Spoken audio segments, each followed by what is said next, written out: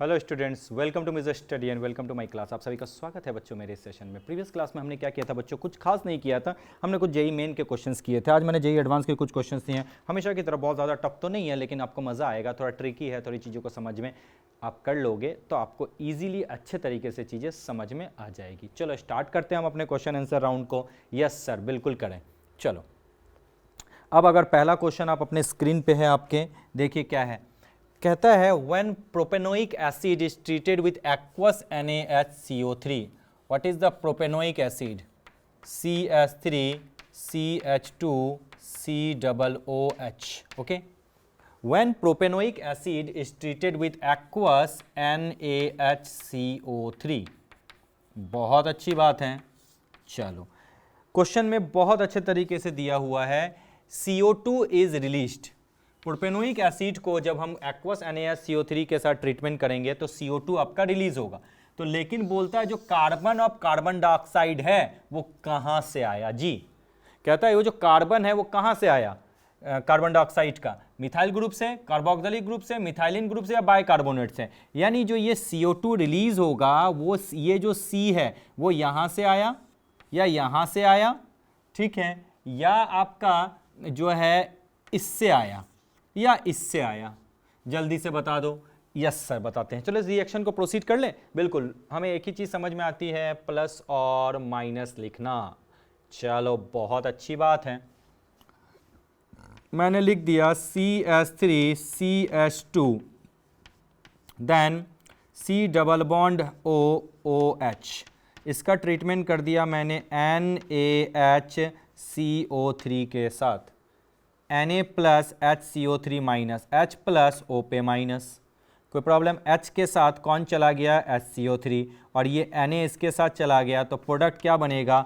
CH3 COONA plus H2CO3। Low again I am repeating, we get the product CH3 COONA plus H2CO3. When what will happen? It will break and we will get the product H2O plus CO2. Again I am repeating, we will get the product H2O plus CO2. तो ये जो आपका CO2 आया वो कहीं से नहीं, इस वाले कार्बन से आया। तो क्या होगा सर इसका आंसर? यस, ऐसे कभी कभी ऐसे ट्रिक टाइप के क्वेश्चन आ जाते हैं, बच्चे कंफ्यूज हो जाते हैं। कुछ नहीं है रिएक्शन सिंपल, लेकिन बोलने का तरीका बदल दिया। So we get the carbon of CO2 from what? Sodium bicarbonate, from sodium bicarbonate. Clear? That is the answer is D. D is the correct option. चलो बच्चों इसको रब करते हैं। रब करने के बाद हम लोग कहां बढ़ेंगे? आगे वाले क्वेश्चंस पे बढ़ चलते हैं। चलो आगे वाला क्वेश्चंस क्या है, इस चीज को थोड़ा समझ लो, थोड़ा देख लो। Question number 2। क्वेश्चन नंबर 2 है 0.759 gram of a silver salt of a dibasic organic acid. Okay, क्या बोला है जल्दी से बता दो। 0.759 gram of a silver salt of dibasic organic acid. अच्छा, मोनोबेसिक डायबेसिक तो जानते हो ना, जिसकी बेसिसिटी 1 हो उसको बोलेंगे मोनोबेसिक, जिसकी बेसिसिटी 2 हो डायबेसिक, जिसकी बेसिसिटी क्या हो 3 हो ट्राइबेसिक या पॉलीबेसिक। आगे डायबेसिक मतलब देखो एक छोटा सा एग्जांपल दूं, अगर मैं बोलूं CH3 COOH, ये भी समझ लो ये क्या मोनोबेसिक। अगर मैं लिखूं COOH, ये देखो COOH, यहाँ से एक हाइड्रोजन खींचेगा, यहाँ से एक हाइड्रोजन खींचेगा, ये क्या है? डायबेसिक एसिड है। ठीक है, तो कहता है कि 0.759 gram of silver salt of a dibasic acid on ignition left 0.463 gram of metallic silver, the equivalent weight of the acid. जल्दी से बता दो equivalent weight of the acid क्या होगा। यस सर, इक्विवेलेंट वेट या equivalent mass is equal to हो जाएगा weight of the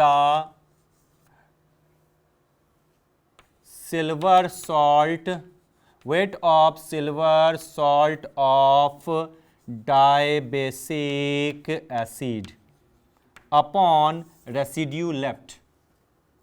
क्या होगा? residue left multiply by 108 minus 107।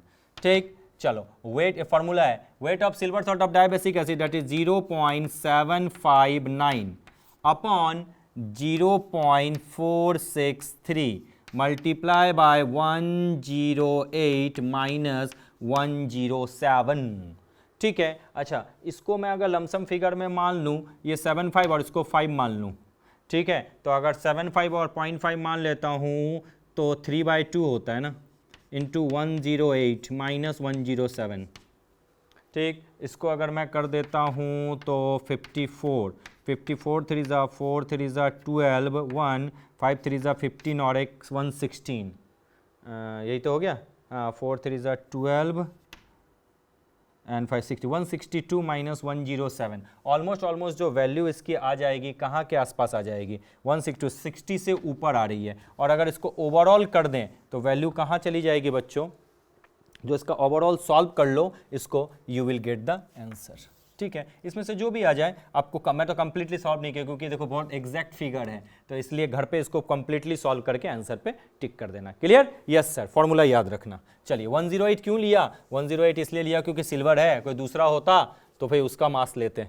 चलो यस सर, बहुत अच्छी बात है।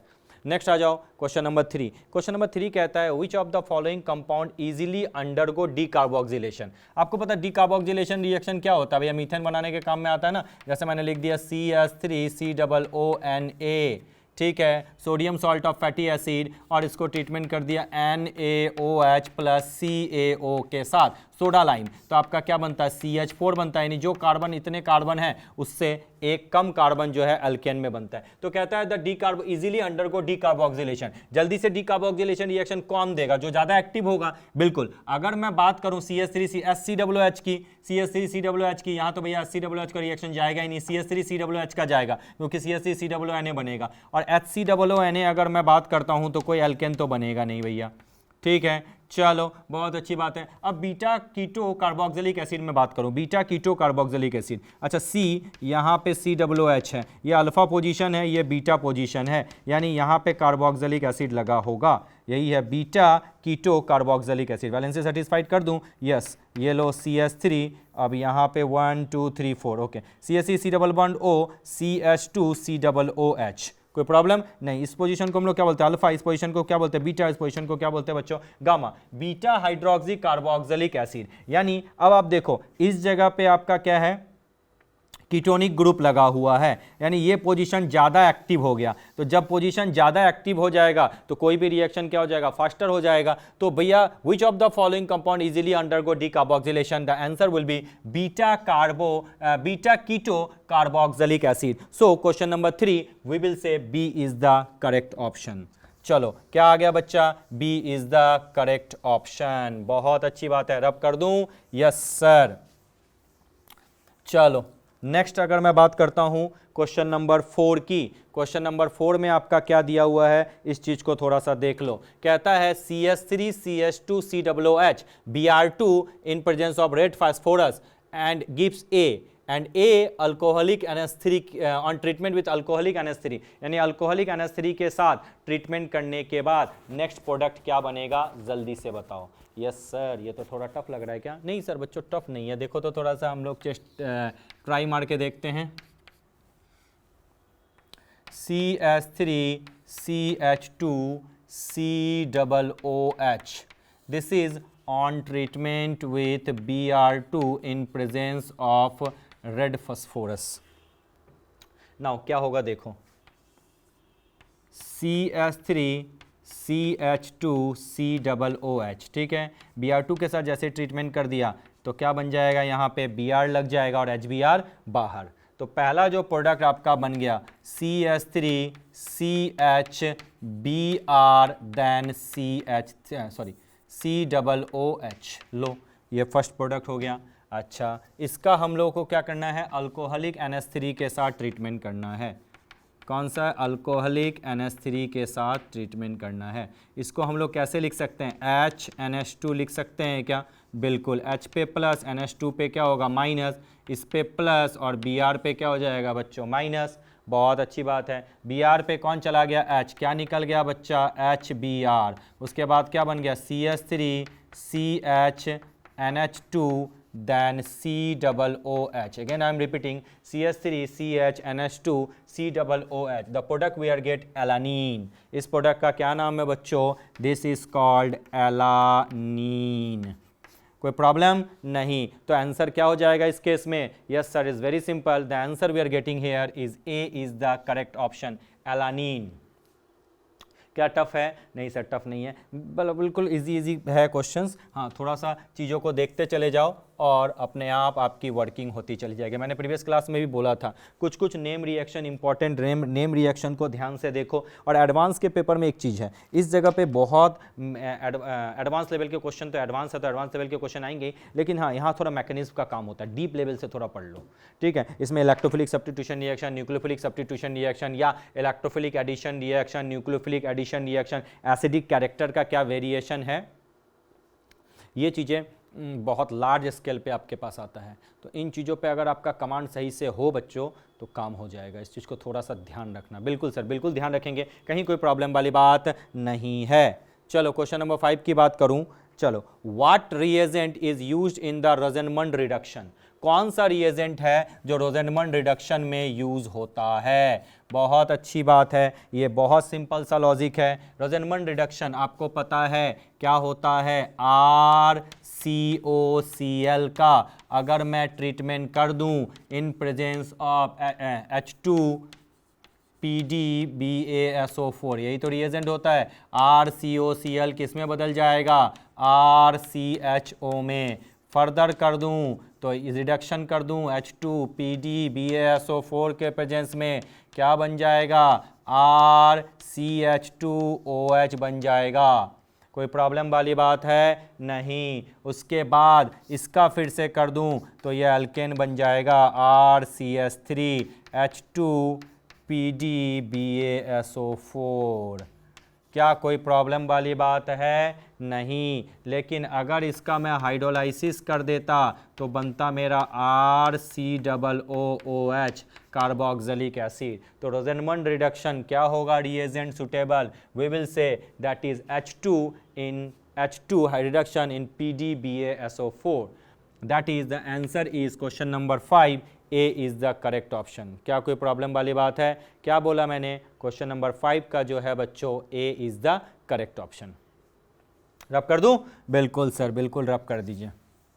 कहीं कोई प्रॉब्लम है तो बच्चे आप मुझसे डिस्कस कर सकते हो, कहीं कोई दिक्कत वाली बात नहीं है। मन लगा के पढ़ो। अगर क्वेश्चन पे इजीली आपका होल्ड हो जाए, इजीली आपका कमांड हो जाए तो क्वेश्चन सॉल्व करना बड़ा टफ नहीं होता। समझ में आया? मैं तो एग्ज़ाम में तो इतना समय आपको नहीं मिलेगा, सॉरी,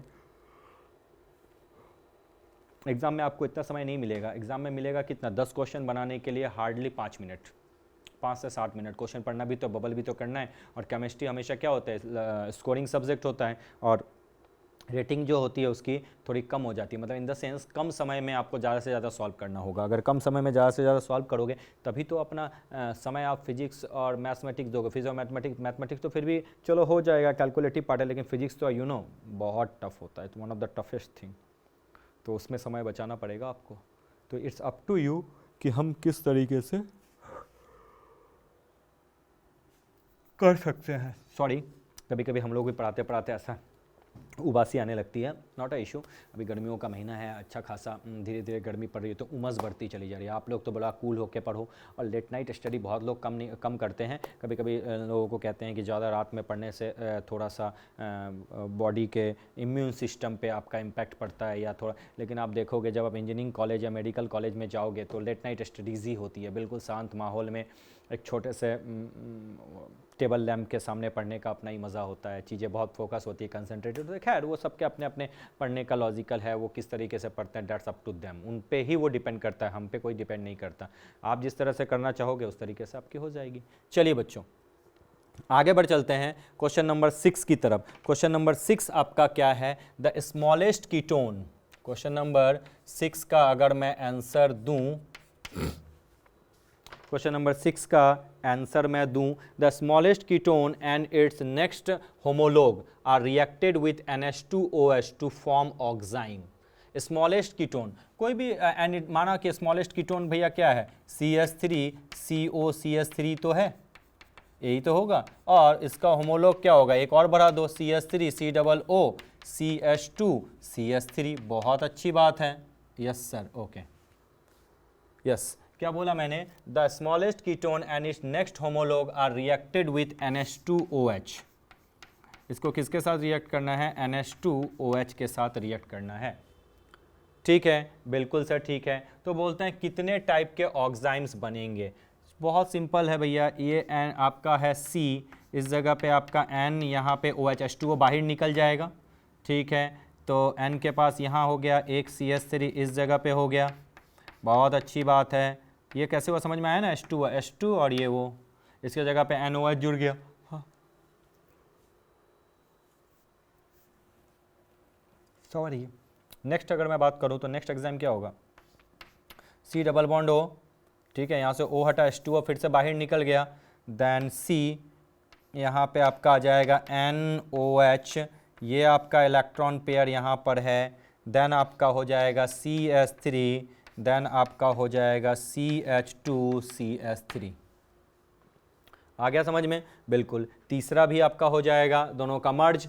तो टोटल जो आपके हैं, इसी तरीके से टोटल आपके कितने बन जाएंगे? 3 डिफरेंट ऑक्साइम बना लेना, 3 डिफरेंट ऑक्साइम्स। आ गया? Yes sir. तो क्या होगा answer? That is B is the correct option. The smallest ketone is homologue are reacted with NH2OH to form oxime. 3 different type of oximes are formed. चलिए अब बढ़ चलते हैं next. Next question number 7। Question number 7 क्या है? The product form in aldol condensation. बार बार बता चुका हूं, एल्डोल कंडेंसेशन में जो प्रोडक्ट बनेगा वो क्या बनेगा? ठीक है, मैं अगर फिर से ले लूं CH3 CH double bond O, then H, then CH2 CHO। कोई प्रॉब्लम वाली बात है? नहीं भैया। ठीक है, डाइल्यूट NaOH के साथ क्या हो जाएगा? जल्दी से बता दो। यस सर, जल्दी से बता देता हूँ। CH3 CH, देन इस जगह पे OH, then CH2, then CHO। Okay, yes sir. ये आपका क्या है? अल्फ़ा, ये आपका क्या है? बीटा। तो क्या हो जाएगा? Beta hydroxy aldehyde. ठीक, एक और ले लेता हूँ।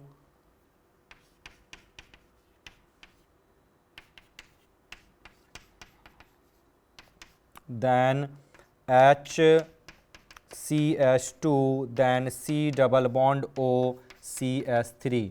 बहुत अच्छी बात है। Dilute NaOH। चलिए, डाइल्यूट NaOH के साथ फिर से वही हो जाएगा। क्या हो जाएगा? CCH3, यहाँ पे CH3। ओके, अब देखो ये थोड़ा सा आपका कीटोनी है ना, ये आपका नीचे आ जाएगा OH, इस जगह पे जुड़ेगा CH2, then C double bond O CH3। देखो इस जगह पे, ठीक है, ये आपका अल्फ़ा है, ये आपका बीटा है, बीटा हाइड्रोक्सी कीटोन। तो आंसर क्या हो जाएगा? The product form in aldol condensation is a beta hydroxy aldehyde और a beta hydroxy ketone. So what the answer? Question number 7, D is the correct option. देख लिया? बिल्कुल।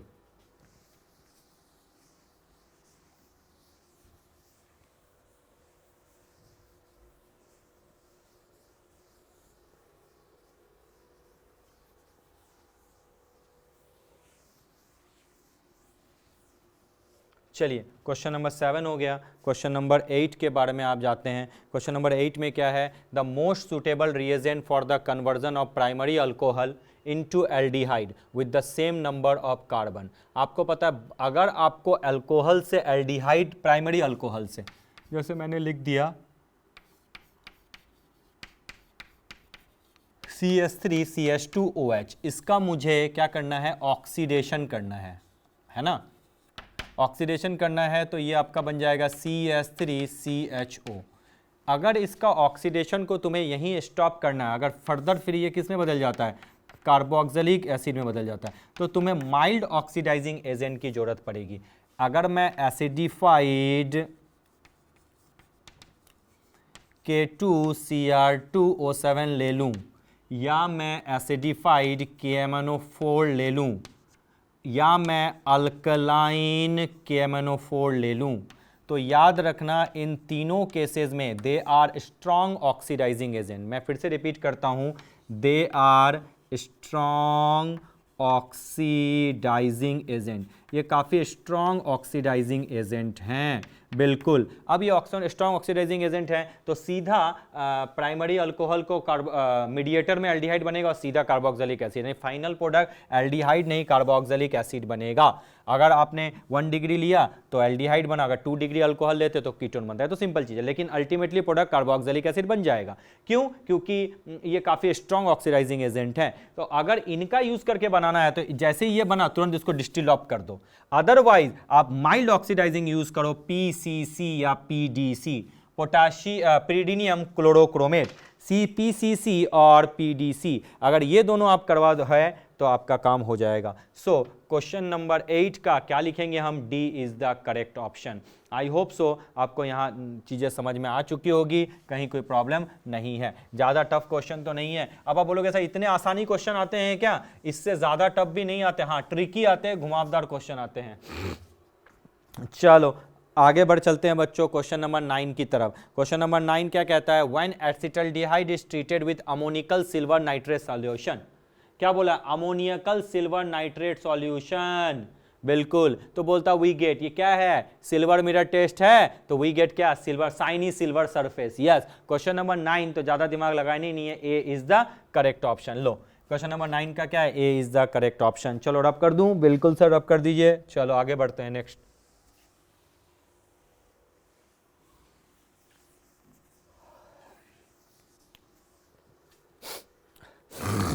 चलिए अब आ जाते हैं क्वेश्चन नंबर 10। क्या है क्वेश्चन नंबर 10? एक बार थोड़ा देख लीजिए। Aldehyde and ketone are specially susceptible to nucleophilic addition because carbonyl group is polar. Okay, carbonyl group, because carbonyl group is polar due to electronegativity difference between carbon and oxygen। चलो, positive charge on carbon makes it reactive toward nucleophile, बहुत अच्छी बात है। This addition is catalysed by acid, बिल्कुल। Reactivity of carbonyl compound towards nucleophilic addition increases with increase in the electron deficiency at carbonyl carbon. Thus minus I group increase while plus I group decrease the reactivity, ये बता ही चुका हूं। तो इनको देख के आपको आंसर बताना है बच्चों। क्या जो आंसर बचाना है वो आपको बचाना है question number 1, which among the following is most reactive to give nucleophilic addition reaction. जल्दी बताओ तो। अभी मैंने क्या बताया? माइनस आई इफेक्ट होगा तो पढ़ो, minus I effect group increase, ठीक है, वाइल प्लस आई इफेक्ट जो है decrease the reactivity of carbonyl compound. Question में कहता है विच among the following is most reactive. चलो बताओ तो, सबसे ज़्यादा एक्टिव कौन है? एफ, सी, बी, आर और आई में सबको पता है पावर जो होता है फ्लोरीन का ज़्यादा होता है, फ्लोरीन का ज़्यादा हो जाएगा तो न्यूक्लियोफिलिक एडिशन रिएक्शन कौन देगा? FCH2CH, हो गया खत्म बात, ज़्यादा दिमाग लगाने की जरूरत नहीं है। मैं ज़्यादा समय लेता हूँ बट ऐसे इन क्वेश्चनों को करने में ज़्यादा समय की जरूरत नहीं होती। अब कहता है carbonyl compound so nucleophilic addition reaction. Carbonyl compound basically तो न्यूक्लियोफिलिक एडिशन ही देते हैं। अगर SCN की बात करो, साइनोहाइड्रिन बनता है ना भैया, अगर ऐसे ले लूँ और इस तरीके से ले लूँ तो आपको पता है SCN यानी CN माइनस एड ऑन होगा, बिल्कुल होगा। ये ऐसे यहाँ जाएगा, इस पे प्लस, पहले यहाँ CN आ जाएगा और यहाँ पे H आ जाएगा, और यहाँ पे एक तरफ OH और एक तरफ CN बताया था, और इस तरफ जो लगाना है H लगाओ, CH3 लगाओ, वट एवर यू वांट, ठीक है। तो पहला क्या हो जाएगा? CN, NaSCO3 में वही होगा, Na प्लस SCO3 माइनस, उसी तरह से CH3 OH प्लस HCl में भी। यानी ये सब जो एग्जाम्पल है ये आपके न्यूक्लियोफिलिक एडिशन रिएक्शन के ही एग्जाम्पल है बच्चों। आ गया समझ में? क्या बोला मैंने? This all are the example of nucleophilic addition reaction. और बेसिकली एल्डिहाइड और कीटोन न्यूक्लियोफिलिक एडिशन रिएक्शन बहुत प्रिफरेबली देते हैं। तो इसका आंसर क्या होगा? D, D is the correct answer. All of this. क्या ये चीज़ें आपके लिए टफ थी? नहीं सर, ये चीज़ें हमारे लिए टफ नहीं थी। टफ नहीं होती है चीज़ें बच्चों, हम उसको टफ कर देते हैं। थोड़ा ध्यान से रखोगे तो सारी चीज़ें आपकी बन जाएगी। चलो एक बार रिवीजन कर लेते हैं। बताओ क्या क्या था इसमें? क्या आंसर था? सर बाइकार्बोनेट ग्रुप था। क्वेश्चन नंबर 2 क्या था? बता ही दिया फॉर्मूला, आंसर चेक कर लेना। क्वेश्चन नंबर 3 क्या होगा? Beta keto carboxylic acid, B is the correct option. Question number 4 क्या होगा? एलानीन बनेगा, A is the correct option. एक बार रिवाइज कर लेना, हो सकता है बताते वक्त कहीं मुझसे मिस्टेक हो गई हो। क्वेश्चन नंबर 5 की बात करूँ तो रोजनमोन में क्या होता है? H2 रिडक्शन है, FeDBSO4 के प्रेजेंस में बहुत अच्छा चलो नेक्स्ट मैं बात करूँ the smallest ketone and it next homologue are reacted with NH2OH to form exam.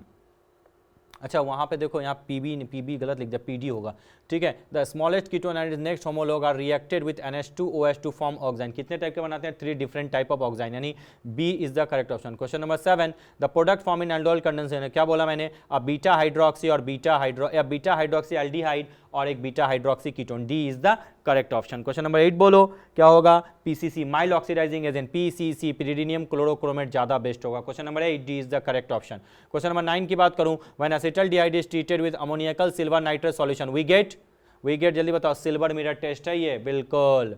Question number 9 का ए, क्वेश्चन नंबर 10 बता ही दिया, ए इज द करेक्ट ऑप्शन और यहाँ पे D is the correct option, all of this. I hope so बच्चों ये चीजें आपको इजीली समझ में आ चुकी होगी। अब फिलहाल कोई प्रॉब्लम की बात नहीं है, but this questions are not so much sufficient. और भी आप कोशिश करो और भी मैक्सिमम क्वेश्चन पूछ सकते हो। आप हमारे मीजो के वेबसाइट में आओ, डाउट क्लियरिंग सेशन में सारे क्वेश्चन आपको जो भी जहां भी डाउट है आप आराम से पूछो, हम always here to serve you. तो अब बच्चों समय आ चुका है आपसे विदा लेने का। Now time has come, time to say bye bye, thank you so much.